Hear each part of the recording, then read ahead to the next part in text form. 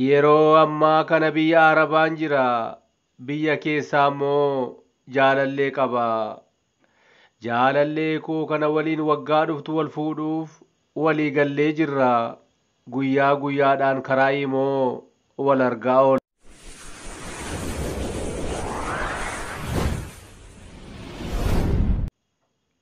Seen jaalladhe naan jedhe. Marrummaan koo na gube.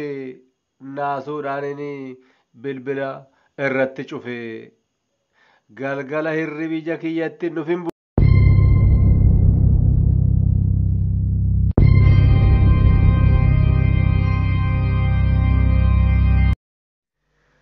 nagaan hunda keessaniif haa ta'u. Hordoftoonnii fi jaallattoonni Tulluu Coqorsaa akkam jirtu? Har'a seenaa ajaa'ibaa, seenaa dhugaa shamarree Oromoo tokko isiniif qabadhee dhiyaadheera. Seenaan kun seenaa dhugaati. Barumsa irraa argachuu dandeessu. Daqiiqaa 5 yookaan 4 yoo isinitti fudhateedha. Kanaafiyyuu hanga dhumaatti hordofaatii yaada qabdanii kennaa fi muuxannoo keessan dabarsaa fi obboleettii keessan kana gorsaa. Galatoomaa.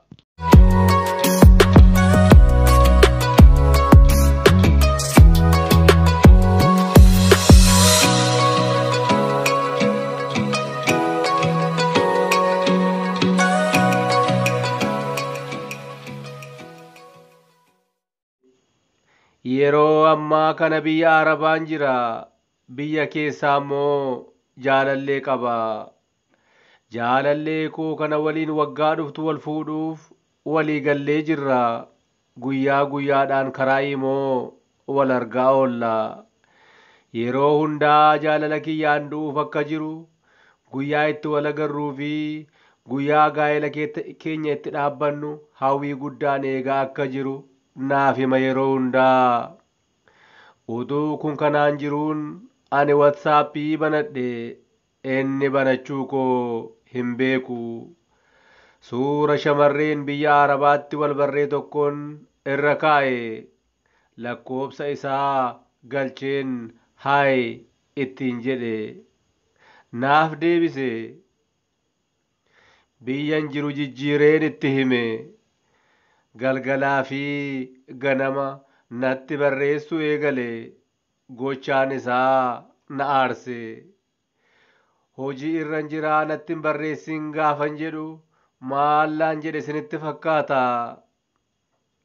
Seen jaalladhe naan jedhe. Marrummaan koo na gube. Naasuudhaan inni bilbila irratti cufe. Galgala hirribi ija kiyyatti dhufin bule. Laphee gubaa na qabate isinitti himuu hin danda'u. Iji midhaanii fi bishaanii utuu afaan kiyya hin seenin guyyaa 2 oolee bule. Gaafa guyyaa 3ffaa akkuma ta'een of tasgabbeessuu yaale. Qalbii koo to'adheen waa'ee dhuma isaa kana sirriitti baruun barbaade.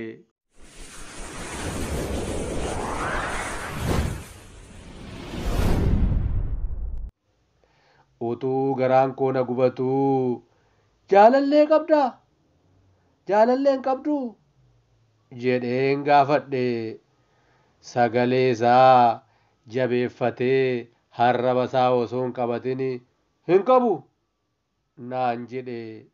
Hin sobin gaafan jedhu ija isaa ashaboon niqatee maqaa haadha isaa waamee kakate. Haadha isaa lubbuu isaa olitti akka jaallatu natti himee hin quufu ture. Waa'ee haadha isaa hoggaa dubbatu harraba isaatti illee hin qabatu. Kanaafuu sobaan maqaa haadha isaa kaasa jedhee goonka yaadee hin beeku. Hamaa keessanitti dubbiin dalgaa galu malee hundumtuu natti bitaacha'e waanan jedhuu fi kanan godhu wallaale. Afaan koo na goge jecha tokko afaanii baafachuun dadhabe. Kun egaa akkuma beektanii WhatsAppii irratti. Imoo irratti immoo bilbilee na waliin gaa'ela dhaabbachuuf muddamuu fi dheebuu jaalala kiyyaan du'uuf kan jedhu ta'uu natti hima. Garaagarummaa sa'aatii tokkootti nama lama ta'ee na waliin haasa'a.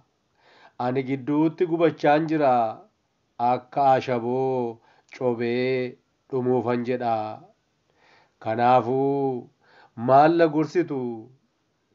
Itti himuu, callisee dhiisuu, obsuu, fira koo kun jireenya koo isa dhugaadha soba tokko hin qabu.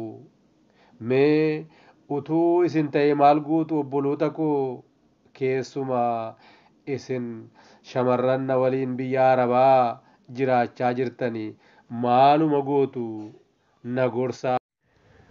Gorsa naa laattaniif durseen isin galateeffadha.